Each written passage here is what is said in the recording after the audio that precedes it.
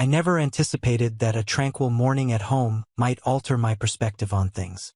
The residence was remarkably quiet that day. Father was gone on a business trip, and Avamy's stepmother had reserved the morning for herself. I was reclining on the couch in the living room with my laptop, attending to some work, accompanied by the faint sound of the shower running. The upstairs reverberated in the otherwise silent house, presenting a banal tableau, unremarkable and monotonous, until I perceived a faint thump from the staircase. Intrigued, I glanced upward to see Ava was descending, enveloped in a plush, enormous towel, with damp hair adhering to her shoulders. Water droplets shimmered on her skin. She appeared to be in haste, as she had not observed my presence. Her gaze inadvertently fixed on me. "Good morning," I said nonchalantly, attempting to alleviate the impending awkwardness. Helen halted abruptly, evidently taken aback. "James, I didn't know you were here," she replied, grinned bashfully, raising my laptop. "Apologies for any alarm caused. I am working from home today," she chuckled anxiously. Clutching the towel more tightly around herself, she reassured, "No worries. I was merely going to retrieve my phone and depart." As she descended the final stair, an unforeseen event occurred. Her foot snagged on the rug's edge, causing her to stumble momentarily. The loose knot of her towel unraveled, causing it to fall to the floor. Time appeared to stand still as Ava gasped and quickly crouched to recover the towel, her cheeks turning a deep crimson. "Oh my gosh, I'm so sorry," she muttered, awkwardly attempting to rewrap herself. I promptly turned away.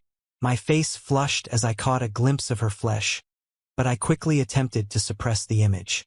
It was odd. I had never considered her in this manner before. She had always been only my father's wife, nothing more. However, in that instant, everything changed. "I apologize."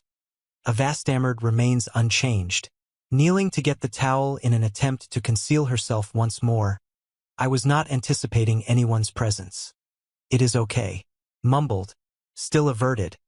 I could sense my heart pounding significantly. "Do not be concerned." She inhaled deeply, her voice subdued. That was quite humiliating. I nodded, still experiencing the adrenaline surge in my chest. After a little period of uncomfortable stillness, I cautiously glanced back at her. She had successfully secured the towel, appearing more embarrassed than I had ever observed. She stated that she must use greater caution. Grin, attempting to conceal her uneasiness. Offered her a faint grin, attempting to alleviate the strain. "It was really an accident, Helen." She gazed at me, her eyes staying slightly longer than customary, as if we were both attempting to dismiss the discomfort. Nonetheless, the stillness between us felt more burdensome than necessary. I could not dispel the picture of her physique right before she retrieved the towel. Thereafter, our interactions were altered. The atmosphere between us was laden with unexpressed sentiments whenever I saw her. Her gaze onto me was tinged with caution, her eyes probing mine as if attempting to ascertain our subsequent behavior following the incident. I, too, found myself reciprocating this scrutiny. Each glance and inadvertent touch now had heightened significance. That evening, after dinner, I sat on the couch, my thoughts still tumultuous from the day's peculiar occurrences. It had been a tranquil night, with Dad still gone on business and Ava having retreated to her chamber. Earlier than anticipated, I believed that was the conclusion of the matter. Nevertheless, long later, I heard a tap at my door. I was not expecting anybody, particularly not Avaso. I paused momentarily before answering it. She was standing at the doorway, exhibiting a hint of apprehension yet resolute. She inquired whether she had interrupted me. Her voice was gentle and somewhat hesitant. I stood there momentarily, taken aback by the unanticipated visit. "No, it's fine.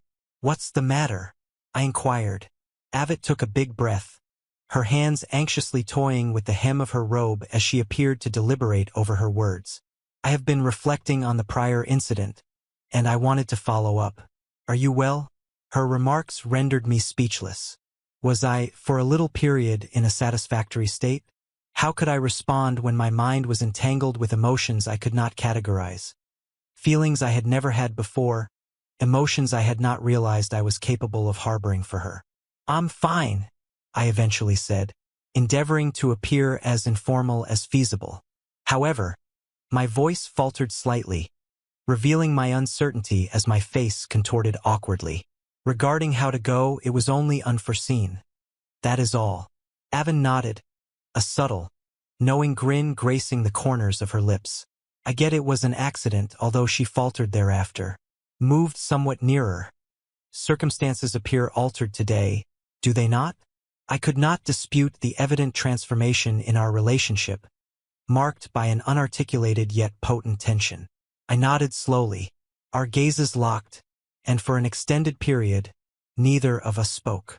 The atmosphere between us was laden with unarticulated sentiments, burdened by our emotions. I was uncertain of the situation or how to comprehend it, yet as I gazed at her standing nearby, I could not refute the compelling attraction between us. Ava walked closer to her. In a voice barely above a whisper, "James, I believe I have been experiencing emotions that I do not fully comprehend." Her remarks were soft and delicate, as if she were divulging a secret that had been burdening her as well. I inhaled the atmosphere, suddenly feeling diminished. The silence grew more profound. I yearned to articulate my thoughts, yet the words lodged in my throat. Instead, I instinctively advanced, reducing the space between us. Without deliberation, I extended my hand, my fingers grazing her arm, eliciting a jolt in both of us. She gazed up at me, her expression ambiguous yet optimistic. I discerned the turmoil in her eyes, coupled with a subdued yearning, and that sufficed before either of us could reconsider. My lips leaned in, softly touching hers. First, it was delicate and tentative, a mere touch, yet at the convergence of our lips, I experienced an irrefutable spark. Helen's breath caught, and I sensed her body yield against mine. The kiss intensified as she reciprocated, her arms around me and drawing me nearer, and I mirrored her actions with my hands. Discovering her waist and sensing the warmth of her flesh beneath the robe, each touch and kiss appeared to diminish the distance. The kiss intensified as we surrendered to the feelings we had been suppressing. It was not only a kiss. It was an admission, a tacit recognition of what had been developing between us. However, reality soon ensued. We retreated, both of us panting, faces heated and hearts beating. "I'm sorry," Ava muttered, her eyes brimming with emotion. With trepidation, I continued to shake my head. Reeling from the intensity of recent events, I do not regret our stance. We lingered for a bit longer, both grappling with the implications of our newfound awareness, cognizant that the path ahead would be intricate and unpredictable. But, for the time being, all we possessed was this moment. A mutual connection emerged that none of us could disregard following that kiss. The quiet between us was dense and oppressive. Burdened by the weight of unspoken words, Ava slowly withdrew from me, her eyes averted. Initially, I discerned the doubt reflected in her gaze. The identical vulnerability that had previously existed was evident as her palm trembled slightly. As she tucked a stray strand of hair behind her ear, I was unprepared for her words, which emerged as a whisper, as if she feared uttering anything inappropriate. I did not anticipate any of this.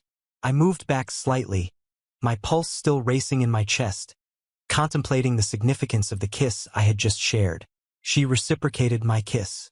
I placed both hands on her chest, applying gentle pressure, and began kissing as I was relishing this.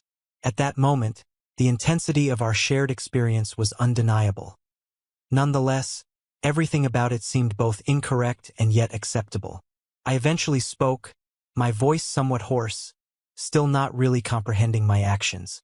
I had not anticipated this, yet it seemed that we both required it.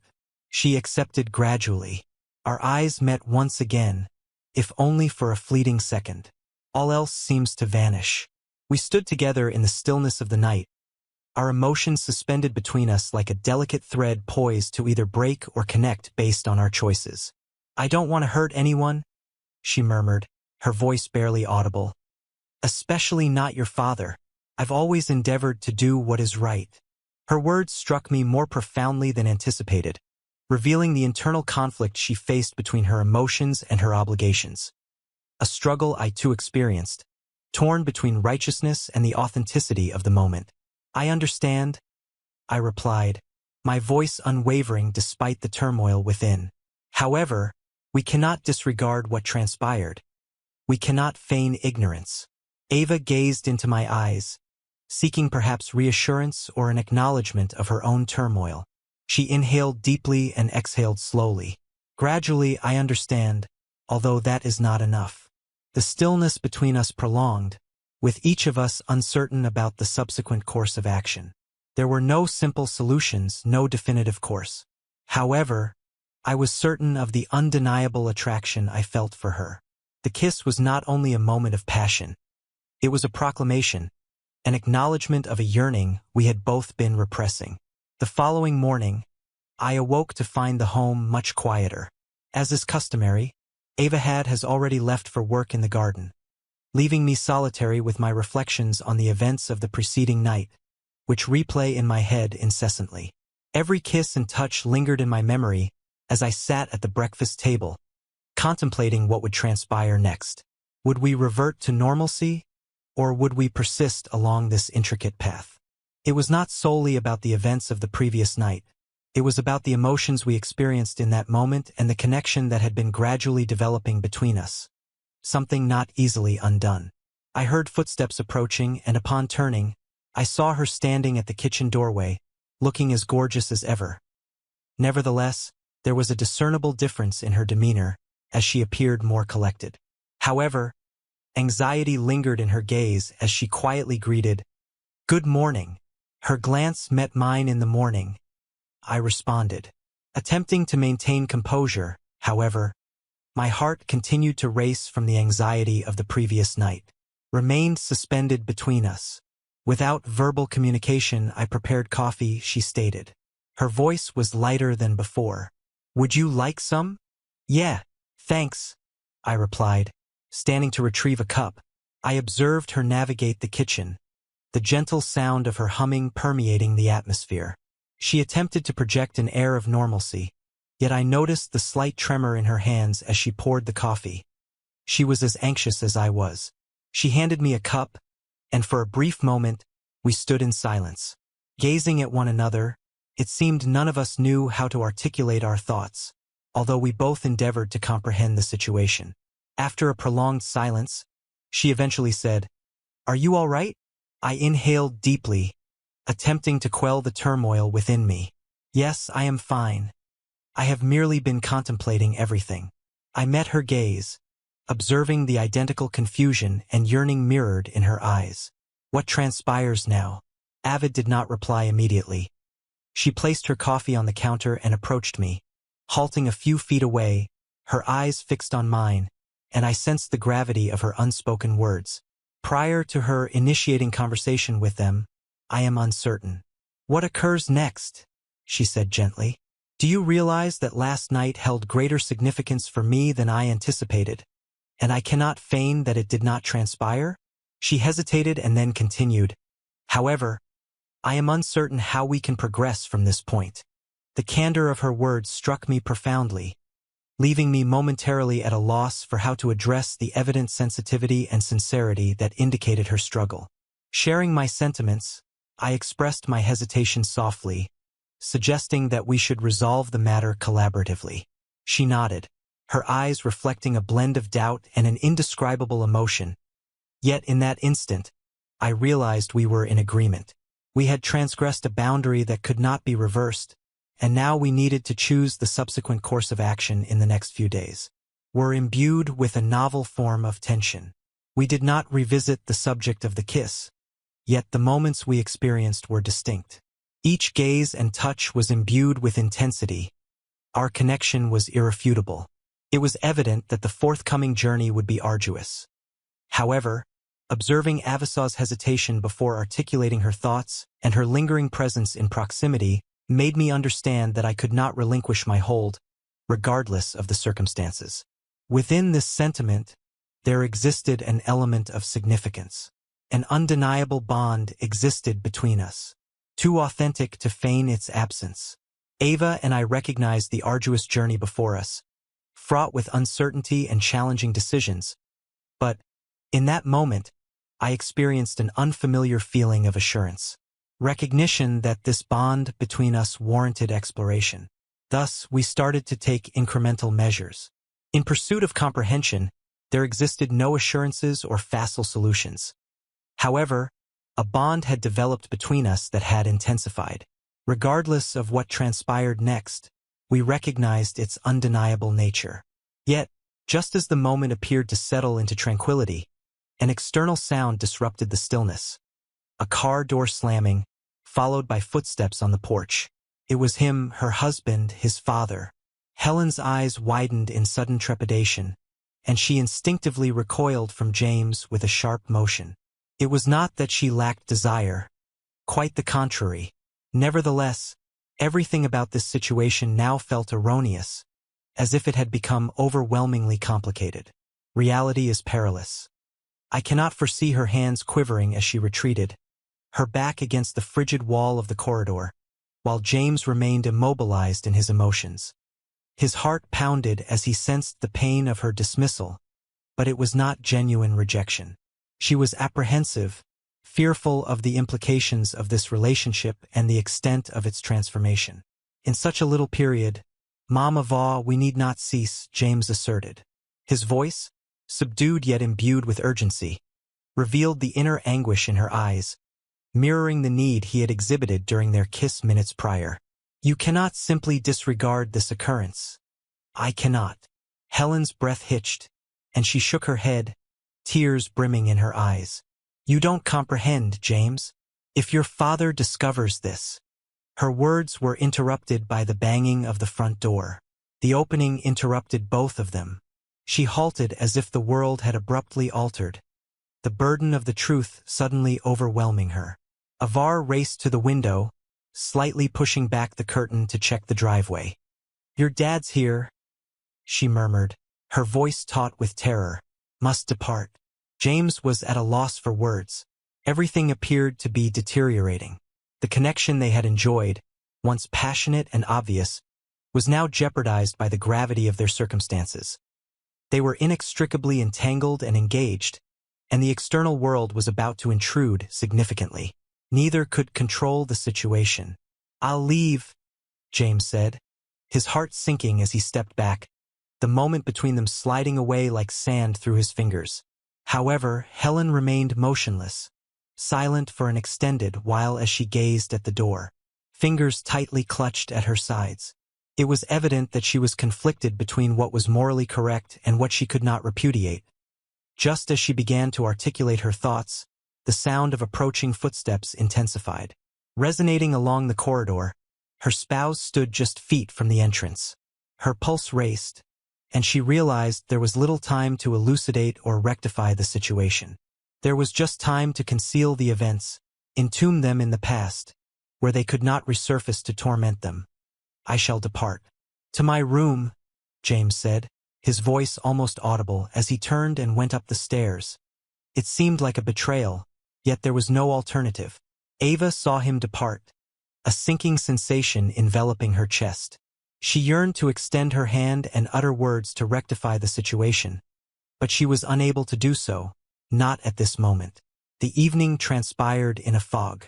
The home resonated with the noises of normalcy, although none of them could feign that circumstances remained unchanged.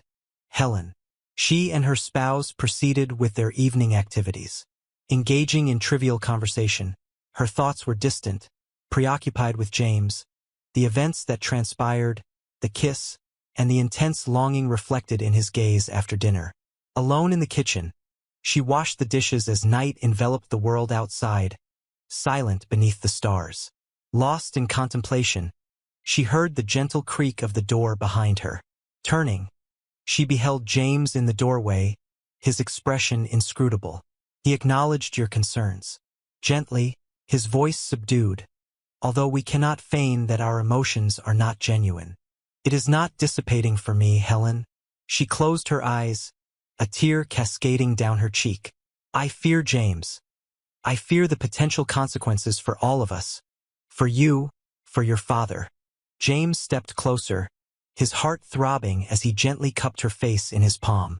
We can resolve this, we can exercise caution. However, we cannot just disregard her. Her lips quivered as she gazed up at him. Her breath caught in her chest. I am uncertain how to rectify this. How can I return? While feigning normalcy, James gazed at her, acutely aware of the gravity of their mutual want. He yearned to embrace her and assure her that everything would be well, yet he was cognizant of the truth within himself. It would never be that straightforward. I am uncertain. He may have murmured, nevertheless, I am aware that we cannot just abandon what we own. Ava closed her eyes briefly. My face is turned away from him. I require time. James, she uttered softly, I must ascertain my purpose and the significance of this situation. With that, she delicately distanced herself from him, her heart burdened by the decision she recognized she must confront.